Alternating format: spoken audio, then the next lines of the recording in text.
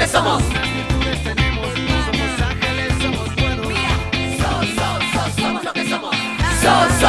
Somos lo que somos. Mira hermano, aquí somos los que estamos.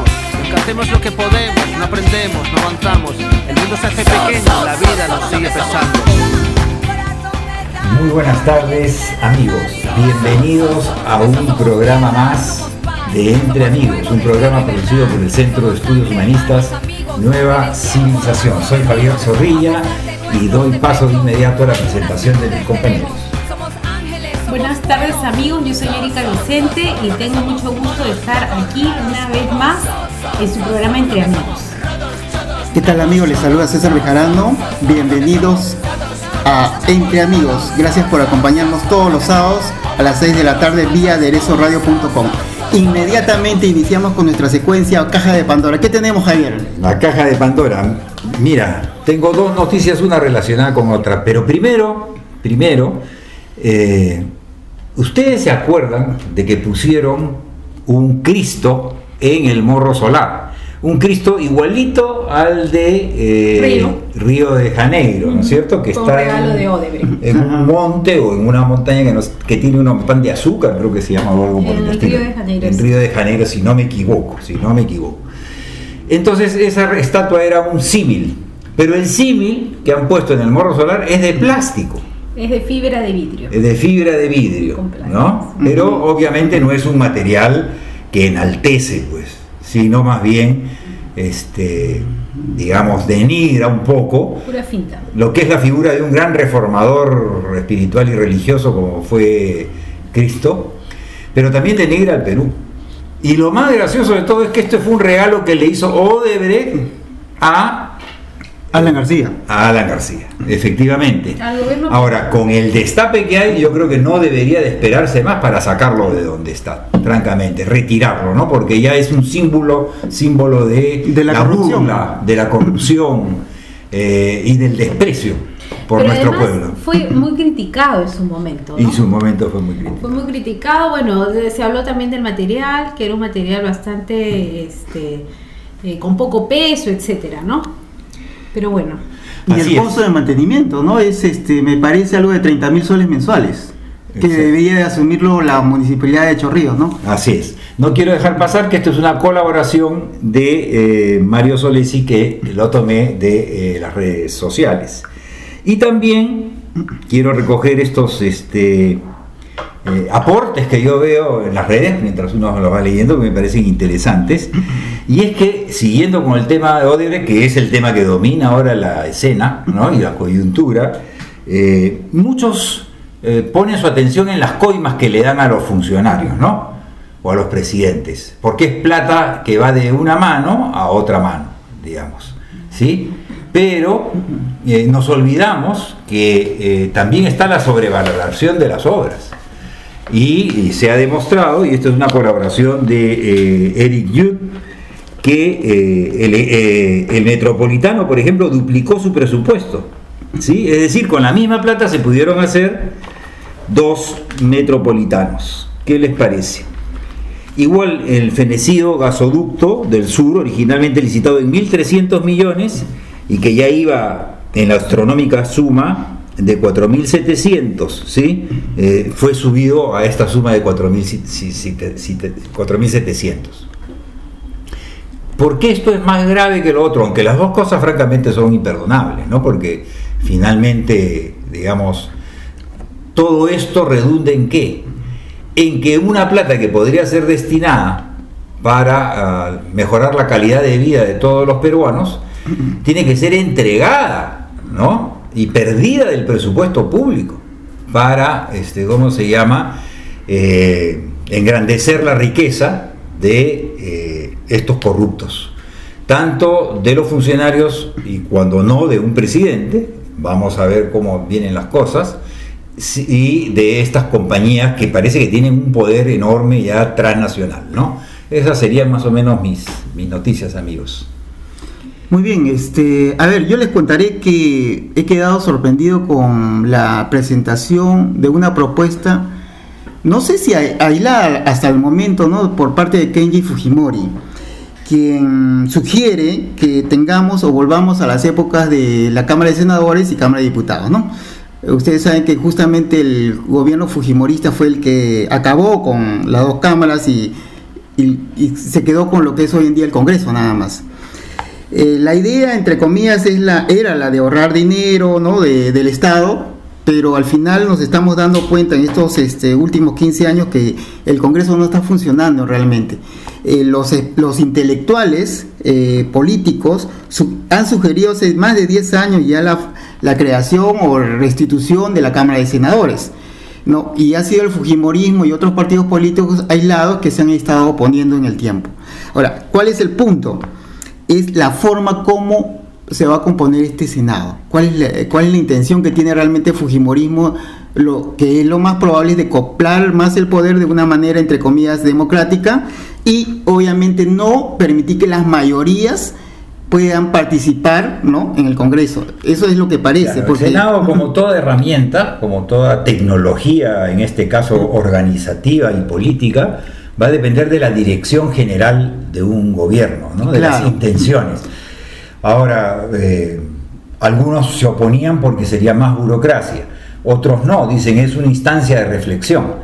Si hubiese transparencia y si los medios de comunicación no estuvieran concentrados como están ahora, transmitiendo lo que les da la gana y callando sobre lo que les da la gana también, podría ser una interesante propuesta, pero todo depende de cómo se presente, ¿no? Exacto. Porque puede ser que hayan formas de elegir, si con representantes departamentales o no, con distrito único o no, electoral, y claro. todo eso va cambiando la composición y todo. Si es que lo que quieren es aumentar en realidad la cantidad de congresistas, ¿no? que van a participar, porque eso sí va a complicar el presupuesto.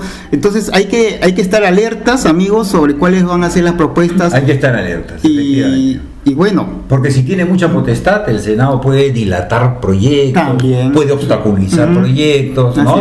Así que ahí hay que tener mucho cuidado con la letra. Bueno, yo tengo una noticia que yo creo que es positiva, interesante, que muy pocas personas creo que lo saben, no está tan difundido, y es que el Perú impulsó 794 investigaciones científicas en el año 2016. A través de Ciencia Activa, que es una marca institucional del Fondesit, que es una iniciativa del Consejo Nacional de Ciencia, Tecnología e Innovación Tecnológica, que es el CONCITEC, un organismo del Estado. Entonces, está muy interesante entre estas investigaciones. Se encuentran, por ejemplo, la investigación sobre conchas de abanico, que en algún momento lo hemos comentado, ¿no? que fue liderado por ingenieras piuranas. En este proyecto se propone el uso de las conchas varadas en las playas de Sechura para generar agregados de concreto. Por otro lado, otro proyecto, por ejemplo, importante es el que se ha dado en una comunidad en la selva, que se llama Mamas del Río, liderado por la doctora Magali Blas. Consiste en monitoreo a través de una aplicación de las gestantes de comunidades alejadas en Loreto. Entonces esto ayuda a la salud de las madres gestantes, porque de otro modo ellas tendrían que movilizarse 6 u 8 horas para llegar a una posta, ¿no? Entonces esto está muy interesante. Se han realizado 43 convocatorias para investigación, de las cuales han salido estas 794 investigaciones científicas, y lo que menciona Ciencia Activa es que buscan proyectos que causen un impacto positivo en las comunidades y resuelvan problemas propios del Perú. Además tienen proyectos que utilicen ciencia, y tecnología, innovación tecnológica para el beneficio de la gente. Es una buena noticia, pero creo que habría que impulsar aún mucho más, ¿no? Todo el tema de la investigación científica. Bueno, yo creo que es importante lo que dice aquí, que están buscando proyectos que causen impacto positivo, y esperemos que en el año 2017 sigan estas convocatorias. Yo tengo entendido que están siendo monitoreadas de muy de cerca por funcionarios de CONCITEC, ¿no? El tema es que los investigadores tomen la oportunidad para investigar cosas importantes, no solamente que les dé prestigio, sino que le haga bien a la sociedad, ¿no? Y sobre todo que pueda ser conectado con iniciativas políticas del Estado para extender, ¿no?, estos inventos que beneficien a toda la población. Sí, un tema muy importante, pero les cuento, amigos, que Donald Trump lo hizo. Empezó a cumplir sus palabras, sus compromisos de campaña, inmediatamente subió al poder. Hace unos días firmó la separación o su renuncia al acuerdo transpacífico, ¿no?, de cooperación económica, el famoso TPP.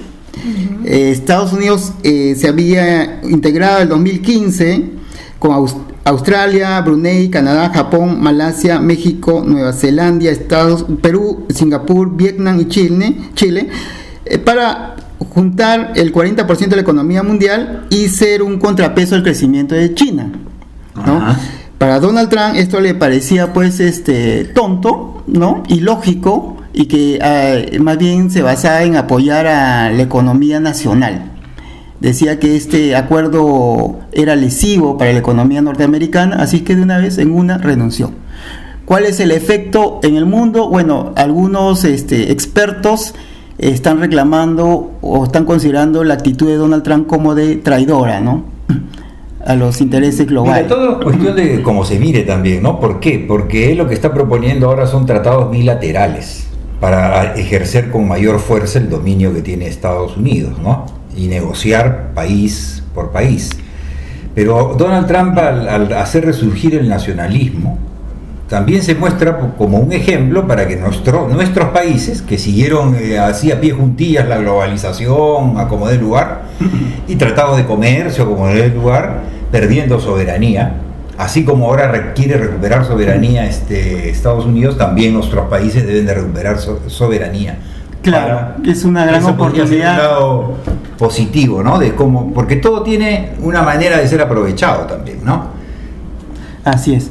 Y hay un chiste por ahí que quiero amarrarlo con esto, que el Papa está feliz, ¿no?, con la elección de Donald Trump, porque ahora más gente está rezando.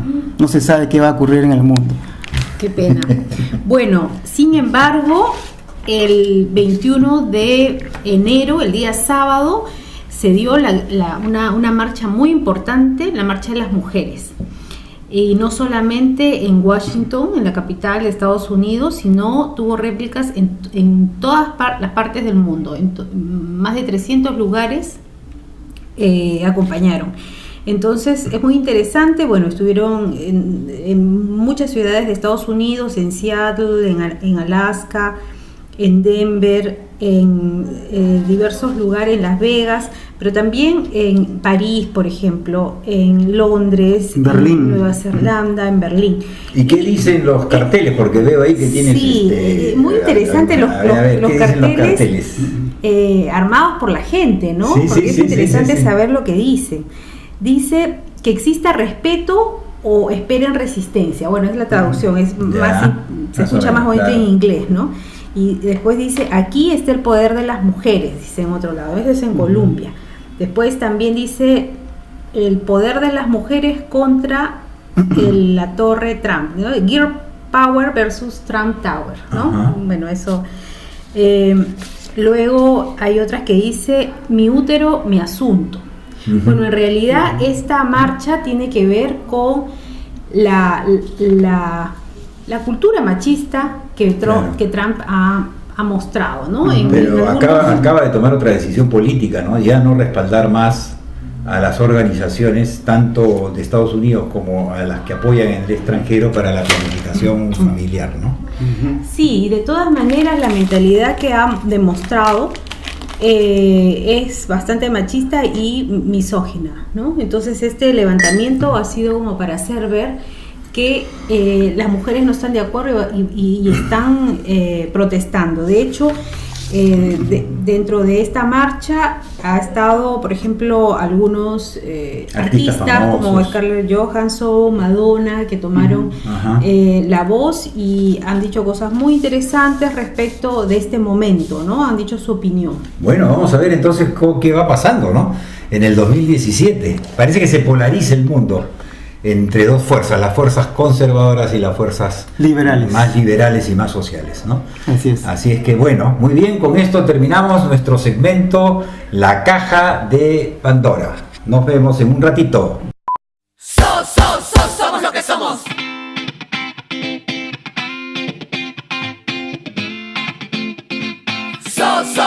Somos lo que somos. Amigos, ahora estamos en el bloque punto de quiebre. Y en esta oportunidad vamos a tratar el tema discriminación de los latinos en la era Trump. Para ello hemos invitado a Carla Tamagno, que es antropóloga, para una entrevista. Ella es experta técnica en migraciones laborales e internacionales de la OIT, la Organización Internacional de Migración y la Organización Internacional de Seguridad Social. Actualmente es coordinadora en el estudio sobre migración y seguridad social en la Alianza Pacífico.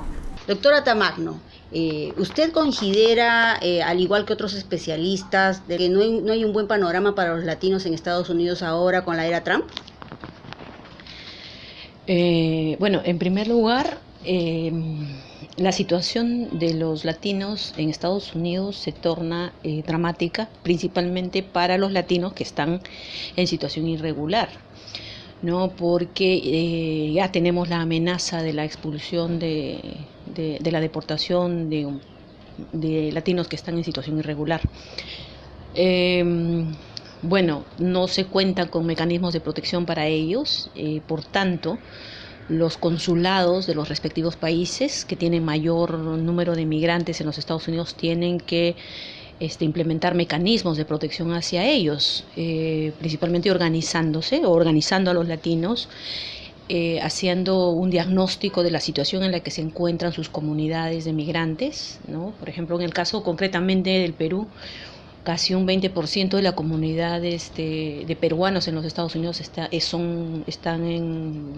como estudiantes, ¿no? Una situación de vulnerabilidad, porque pueden tranquilamente ser expulsados de los Estados Unidos, ¿no? Entonces se requieren programas de apoyo de las cancillerías respectivas, tanto México como Colombia, Perú, Guatemala y todos los países en general ya están movilizando políticas o están implementando políticas para movilizar a personal en sus respectivas cancillerías en Estados Unidos.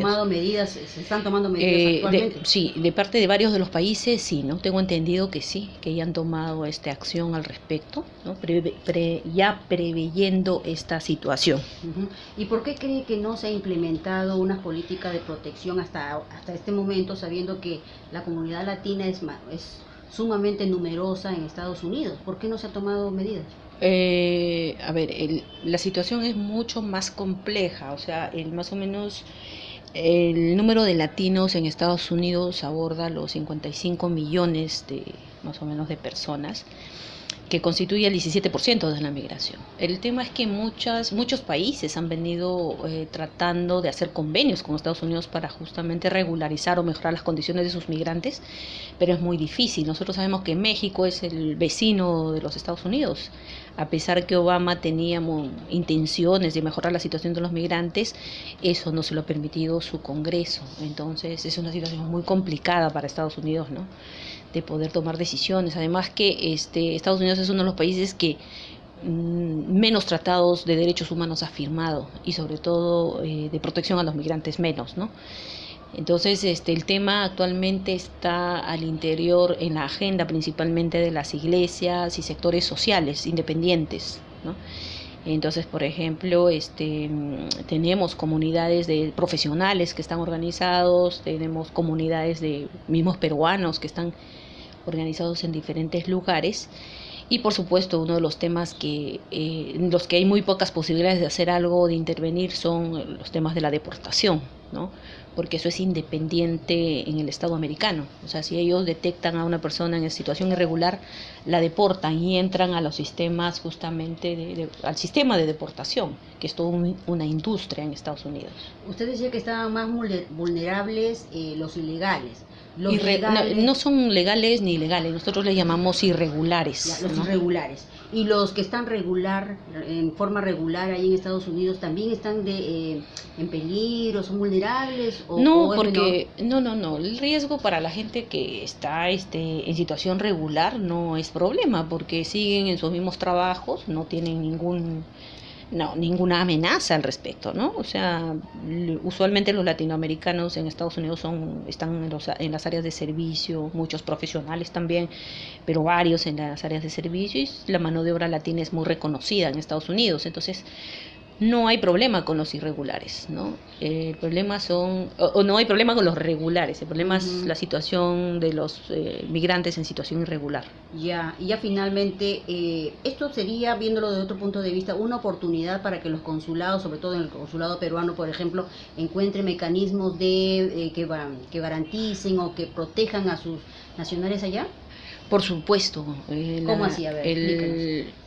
Realmente la Cancillería, a través nosotros acá en el Perú tenemos una mesa intersectorial de gestión migratoria, donde están involucradas todas las instituciones. Yo creo que este tema debería ser parte de la agenda de esta mesa intersectorial para preparar programas de apoyo a los retornados, a los deportados, mejor dicho, ¿no? Porque no van a ser retornados voluntarios, sino más bien deportados.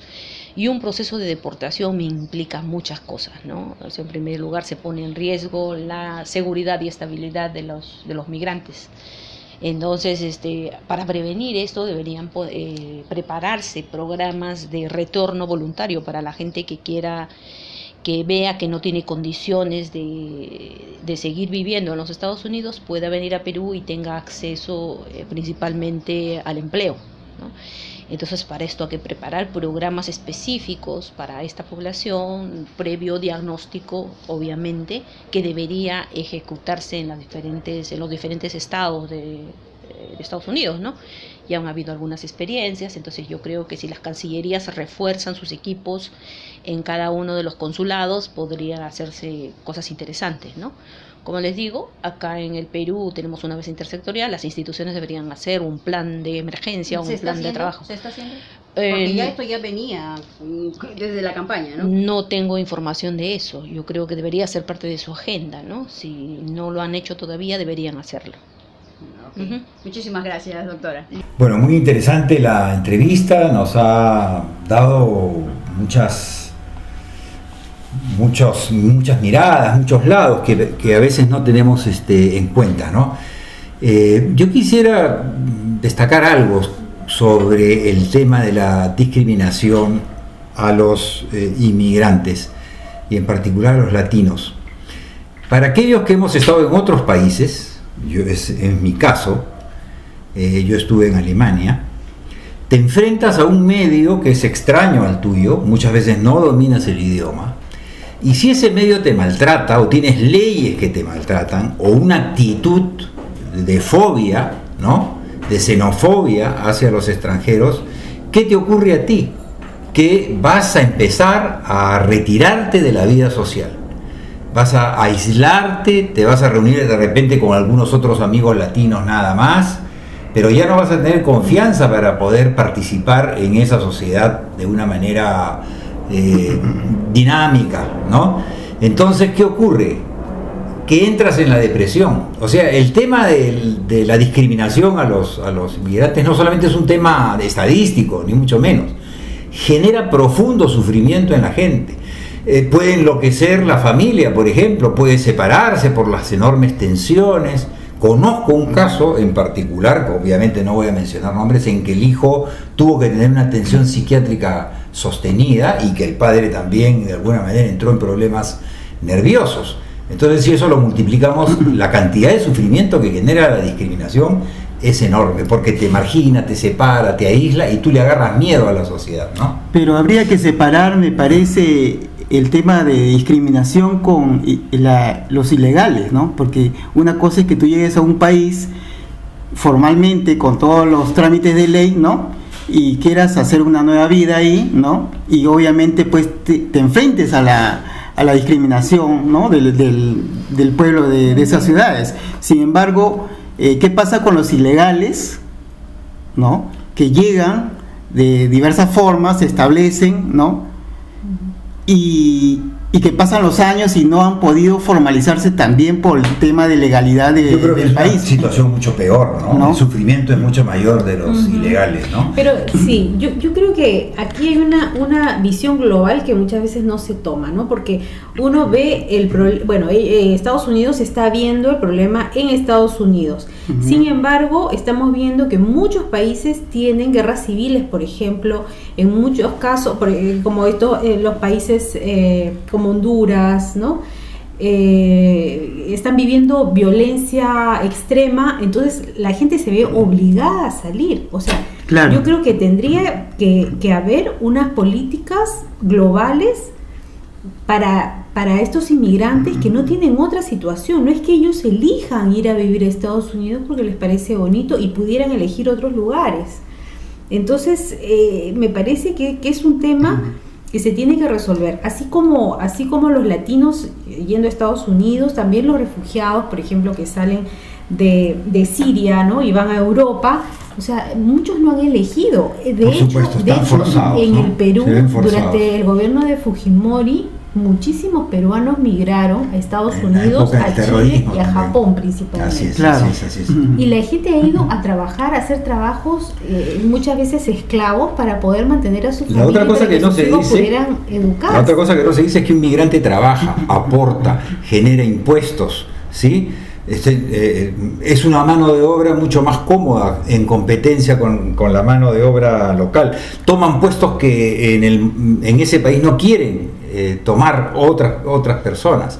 Entonces, y además van allá forzados por una circunstancia de guerra, no solamente de guerra, porque si tomamos en cuenta que la desigualdad en el mundo ahora es enorme y que un mínimo porcentaje, porque ya han descrito la economía como una economía para el 1% de la población mundial y el 99% está muy complicado y algunos están todavía más, o sea, por sobrevivencia. Y si encima te venden el sueño norteamericano o el sueño europeo, te ponen ¿cómo se llama? El azúcar por un lado, te quitan los medios por otro lado. ¿Qué cosa te queda hacer? Ir a ese lugar que es el paraíso, porque en el sitio donde estás hay guerra, hay hambrunas, hay falta de trabajo, falta de atención médica, falta de educación. Entonces ellos van en busca de un mejor destino, ¿no? Sin embargo, también hay que ver por varias aristas, ¿no? El extranjero que viene al Perú no está mal pagado, no está maltratado. La verdad que inclusive les pagan mucho más, a pesar de que tienen menos estudios, les pagan mucho más y son más valorados y respetados que los mismos peruanos acá. Tenemos más bien una conciencia de admiración al extranjero. Sí, eso ocurre ¿no? en el Perú.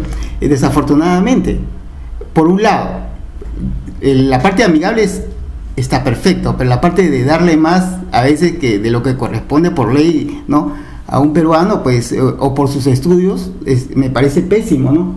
Ahora, el otro punto es que sí, en Europa hay un sueño, ¿no? Pero también yo les cuento un caso de una amistad que ha salido de Venezuela por la crisis de Honduras y se ha ido a Trinidad y Tobago. O sea, el sueño, yo pienso, de emigrar no solamente debe ser pues a Estados Unidos y Europa. Hay varias opciones y de una manera formal, donde los estados como Trinidad y Tobago, ¿no?, lo facilitan, por ejemplo, de una manera amigable. Mira, justamente uno de los mitos que he leído es que la mayoría de inmigrantes son latinos y parece que no. En realidad la mayoría de inmigrantes, sobre todo estos últimos tiempos, son asiáticos. Así es. Sin embargo, la mirada hacia los asiáticos es totalmente distinta que hacia los latinos. O sea, hay prejuicios, ¿no?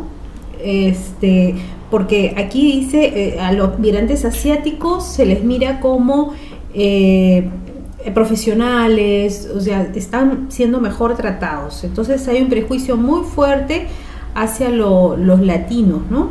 Bueno, de hecho Trump mismo ha llamado violadores a los mexicanos, ¿no? Así es. Entonces yo creo que es una mirada bastante prehistórica, ¿no? O sea, no es una mirada amplia, más bien es una mirada muy sesgada. Parece que tampoco está sostenida por los estudios, ¿no?, estadísticos, porque no es verdad que hayan más, ¿cómo se dice?, más delincuencia necesariamente, ¿no? Ahora, si no te dan oportunidades, te mantienen al margen, tienes que tú sobrevivir de cualquier manera, pero no es un problema de que tú seas de por sí una persona inclinada al mal, o ¿no?, y te satanicen y todo aquello. O sea, no me dejas otra que irme de mi país, no me están dejando otras oportunidades. Ese es, yo creo que el punto fundamental, ¿no? Sí, en todo caso yo creo que no se puede diferenciar a la gente como buenos y malos, ¿no?, de acuerdo a la raza, sino más bien, bueno, en todos los lugares hay gente con ética, hay gente que trata bien, en todos los países hay gente que trata mal, hay gente que está inclinada al delito, etcétera. Entonces yo creo que corresponde a una potencia como Estados Unidos y a sus funcionarios tener una mirada mucho más amplia, ¿no? Porque de todas maneras ellos han formado un país a partir de migrantes. La gran mayoría en Estados Unidos son migrantes también, que llegaron en otro momento. Sí, es pero y ahí es donde me parece, a mí aparece el racismo, ¿no? Pensar el racismo aparece en el racismo hoy. El migrante blanco sí se toma como modelo, pero los otros de otras razas no pueden alcanzar ese modelo, y ahí me parece que todo el sistema americano está forjado para privilegiar más a una... Yo creo que el sistema americano está forjado en la incoherencia, entonces, ¿no?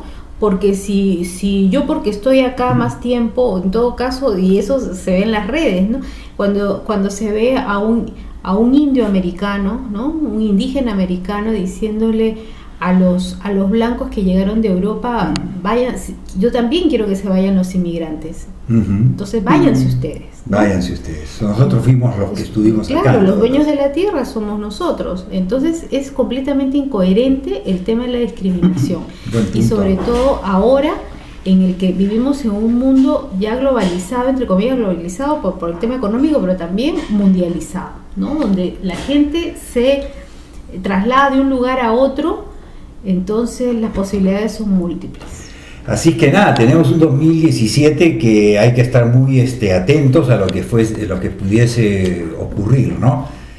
Porque puede ser que se agudicen las tensiones sociales y los conflictos sociales si es que esta política de Trump comienza a tener, ¿cómo se dice?, efecto demostración para otras políticas en otros países, y ya anunciaron que los grandes líderes conservadores, como Le Pen en Francia, están buscando tener una cumbre en un país, si es que no la están teniendo todavía, para tener una política global con carácter conservador, discriminatorio, en el cual los derechos humanos no se toman como en su sentido universal, sino solamente son derechos para unas minorías, para ciertos pueblos, y otros no. Somos lo que somos.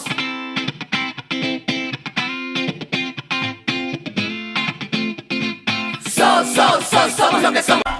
Bueno, amigos, entramos a nuestro segmento Tiempos de Cambio. Un segmento dedicado más bien a encontrar las salidas y la raíz también de las cosas, ¿no? Y dado que hemos estado con el tema de la discriminación, con el tema del maltrato a los migrantes, con el tema de Trump y toda esta nueva fuerza que va a tratar de fortalecer los nacionalismos y crear muros entre las naciones, entonces creo que es un buen momento para tratar el tema desde el punto de vista humanista. Y en el humanismo contamos con un principio muy interesante, que es el principio de tolerancia, y dice así: no importa en qué bando te hayan puesto los acontecimientos, lo que importa es que no has elegido ningún bando. Que comprendas que no has elegido. Que comprendas que no has elegido ningún bando. Y bueno, no importa en qué bando te han puesto los acontecimientos, significa que tú no has elegido, pues, dónde naciste, de qué raza eres, en qué condición estás viviendo. Y también ¿no? y tampoco el otro eligió. Y tampoco el otro eligió. Entonces, si ninguno de los dos hemos elegido, ya eso de por sí habla a favor de la tolerancia. ¿Por qué? Porque aquellos que son intolerantes, aquellos que se creen superiores, sienten que su pueblo es el pueblo elegido, sienten que su identidad es la mejor posible y se sienten amenazados cuando hay otros pueblos y otras identidades y otras espiritualidades también y otras civilizaciones. Entonces, en el caso, por ejemplo, de Trump, ahora China emerge con fuerza, India emerge con fuerza, Rusia emerge con fuerza, y ya se habla de un mundo policéntrico, y no solamente dominado por una sola potencia. ¿Y qué ha dicho Trump? Yo quiero volver a ser de Estados Unidos la potencia mundial que siempre fue. Bueno, pero hay incoherencias, ¿no? Es imposible volver atrás. Entonces, hasta ahora no se ha inventado ninguna máquina del tiempo. Las situaciones cambian y los procesos no se detienen, los procesos históricos no se detienen. La promesa de Trump es falsa. Jamás va a poder volver a ser Estados Unidos lo que fue. Va a ser distinto, podría tener otras direcciones distintas a las que han dado los gobiernos anteriores, pero bueno, parece que Exactamente, yo creo que además me parece que su dirección es, bueno, yo voy a estar por encima de los demás. Pero ¿sí? En lugar de tener una visión, yo quiero desarrollarme, pero en conjunto con todo el mundo, porque yo soy parte del mundo. Entonces, si los otros pueblos y las otras civilizaciones van a ir mal, también van a constituir una amenaza para mí. Claro, lo que ha vendido es solamente entre comillas, un engaño político para llegar al poder, porque en realidad, ¿qué es Estados Unidos hoy en día? Están los Méndez, están los Montoya, ¿qué cargos tienen? Gobernadores, o sea, tenemos congresistas con apellidos latinos y en realidad... ¿Te refieres que hay puestos de gobierno en Estados Unidos ocupados por latinos? Exacto, latinos que son de segunda, tercera generación, que ya están ahí, están haciendo patria, ¿no? Tienen sus familias establecidas de una manera formal, legal, y otros ilegales que tienen 20 años que el sistema no le permite establecerse de una manera legal a pesar de que trabajan honradamente. Ese es también un gran problema. Eso es un elemento obviamente de discriminación. Claro. Así es. Sí, claro que sí. Entonces, Donald Trump ha engañado al pueblo estadounidense porque realmente Estados Unidos es hoy en día un pueblo multicultural. Es otro Estados Unidos, como dices, Erika. Y no va a retroceder en el tiempo, es imposible. Más bien yo pienso que Estados Unidos, si se ha mantenido en el primer lugar o en el segundo lugar, es gracias justamente al aporte latino, al aporte asiático, al aporte africano, que ha nutrido más la cultura y la parte económica, ¿no? Entonces, si Estados Unidos practicara la dirección humanista de marchar hacia una nación humana universal, en el sentido de que todas tienen el derecho a existir y igual poder para tomar decisiones en consenso y en conjunto en una democracia internacional, porque esa es la idea de una nueva nación humana universal, ellos podrían ser el país de avanzada, porque como tú dices, tienen ellos la diversidad dentro de sí. Entonces ellos pueden imaginar un sistema de gobierno que efectivamente promueve el respeto a la diversidad, claro, sin anular ninguna de las identidades particulares. Porque hay otro principio, y es la regla de oro en realidad, que es el trata al otro como quisieras que te traten, ¿no?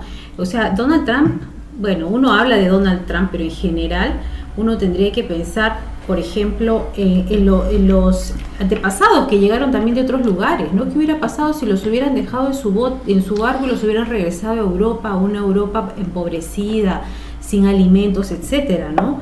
La madre de Donald Trump es un inmigrante, ¿no? Eso es muy claro. Y como así muchos. Su esposa.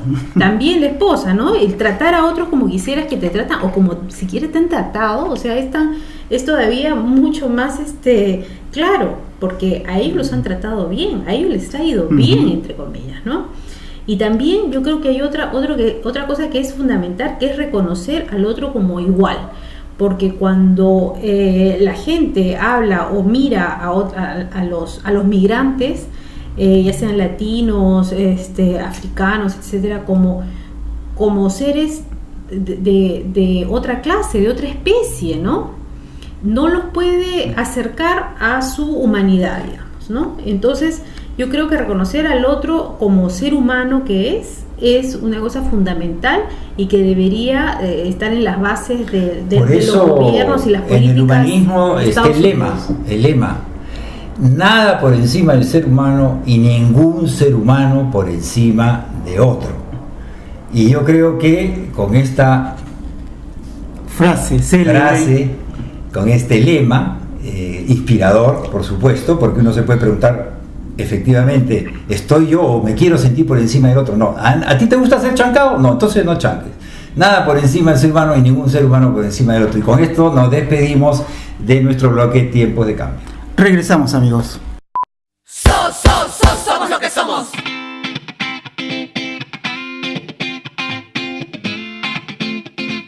Somos lo que somos.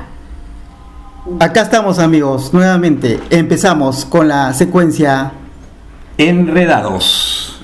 ¿Qué tenemos hoy? Bueno, y yo les tengo una noticia. Una película peruana llega a la Berlinale, al Festival de Berlín. La sabiduría de la Amazonía peruana llega al Festival de Berlín. Los hermanos Sarmiento presentan una película que se llama Río Verde, el tiempo de los yacurunas, en la sección experimental de la Berlinale. Esto es muy importante porque es un documental que tiene que ver con la vida de la gente de la Amazonía, específicamente de la tribu yacuruna, y se muestra el ritmo de vida en la selva y de la gente. Esta película ha sido seleccionada porque ganó el concurso de promoción internacional en la sección Cine del Mañana, organizada por la Dirección de Audiovisual y Fonografía del Ministerio de Cultura. Entonces, bueno, vamos a estar al tanto y ojalá que gane algún premio esta película y que pronto la puedan pasar en los cines locales. Interesante porque sigue siendo el rescate, ¿no?, de los valores y del conocimiento de nuestros pueblos originarios. Porque además dice que ellos van a mostrar, aunque no es una película de denuncia, todo lo que está matando a las culturas, ¿no? Es una especie de homenaje a la vida de los nativos de la Amazonía. Y bueno, los directores, que son Diego y Álvaro Sarmiento, dice que ellos se identifican con el tema. Han pasado varios meses en Lamas, hay, ¿no?, que verla, viviendo con hay que verla, hay que verla. Y hay que apoyarlos. Hay que apoyarlos también. ¿Qué más tenemos?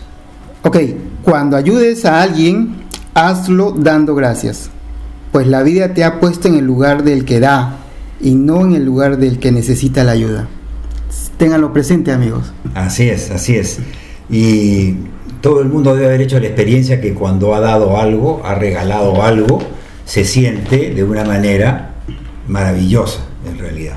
La vida es mucho más dar que recibir. Y bueno, yo tengo otra también que va ahí por ahí, bien inspiradita, bien inspiradita. Presten atención, oído a la música, como decían. ¿Cuál es la diferencia? ¿Cuál es la diferencia entre me gustas y te amo? ¿Cuál es la diferencia entre me gustas y te amo? No hay diferencia. De esta forma, tan bella, contestó Buda. Ajá. Cuando te gusta una flor, la arrancas. Cuando amas una flor, la riegas todos los días, y aquel que entiende esto, entiende la vida. Ah, qué profundo. Qué bonito. Así es, así es. Así es que a cuidar la vida, a cuidarse uno, a cuidar a los demás. Por eso es que un amigo nunca te dice lo que tú quieres escuchar. Siempre te dice la verdad y lo que es mejor para ti. Exactamente, esa es la amistad. Bueno, y tenemos una buena noticia. Se reinician las charlas del Centro de Estudios Humanistas Nueva Civilización.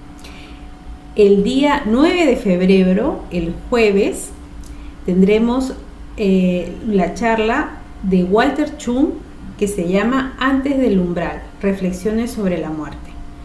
En esta charla, que también va a ser un taller vivencial, se harán reflexiones y experiencias conjuntas inspiradas en el libro de Rosita Ergas para prepararnos a un viaje que todos vamos a hacer, es decir, la muerte.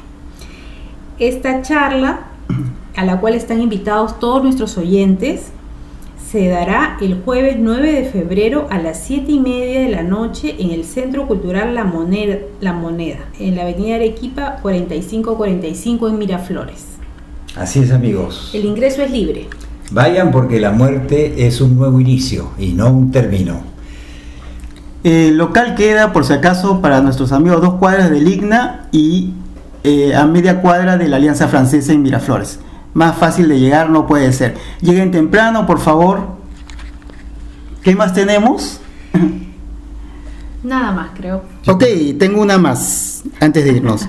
No dejes Una más, esta es la yapita. una más y nos vamos. Nada más y nos vamos. No dejes que se muera el sol sin que hayan muerto tus rencores. Mahatma Gandhi. No dejes que se muera el sol sin que hayan muerto Tus rencores. tus rencores. Muy bien, amigos, y con esta reflexión reconciliadora nos despedimos hasta nuestro próximo programa. Muchísimas gracias.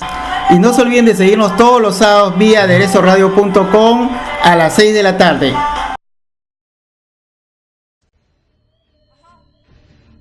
Y esto es Rima Roja en Venus. Venus Roja.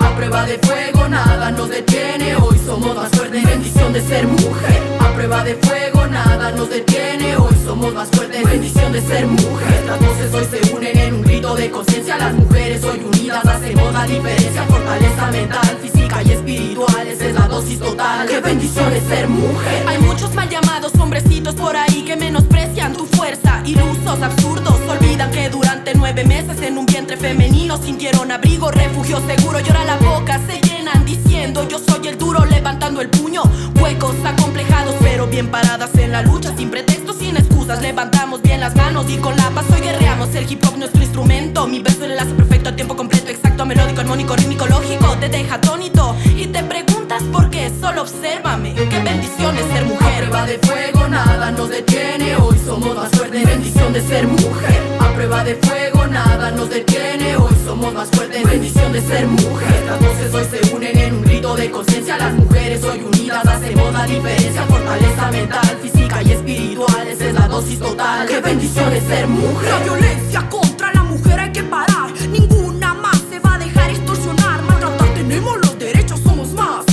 Cicatrices, golpes, basta, hay de respetar, mujer, tú vales más. El dinero vendrá, tú puedes trabajar, fuera la dependencia al vil hombre que no respeta. Sueña sin parar, nadie te trunque el camino, aférrate a mi Dios, él tiene la solución. Toma la decisión, un paso a tu salvación. Vive libre, eres fuerte e invencible, y tu arma es, y tu arma es la palabra. A prueba de fuego nada nos detiene, hoy somos más fuertes, bendición de ser mujer. A prueba de fuego nada nos detiene, hoy somos más fuertes, bendición de ser mujer. Las voces hoy se unen en un grito de conciencia, las mujeres hoy unidas hacemos la diferencia. Fortaleza mental, física y espiritual, esa es la dosis total, qué bendición es ser mujer. Dicen que es fácil parir, pero qué ignorante que es la gente. Nosotras llevamos por 9 meses un ser vivo en nuestro vientre, combatiendo obstáculos y adversidades, rompiendo barreras mentales contra esos neandertales faltos de capacidades. Black Mama represent frente a todos esos patanes. Rima Roja represent, Menú represent, ole Yarse. A prueba de fuego nada nos detiene, hoy somos más fuertes, bendición de ser mujer. A prueba de fuego nada nos detiene, hoy somos más fuertes, bendición de ser mujer. Las voces hoy se unen en un grito de conciencia, las mujeres hoy unidas hacemos la diferencia. Fortaleza mental, física y espiritual, esa es la dosis total, qué bendición es ser mujer. Bendición de ser mujer. Bendición de ser mujer.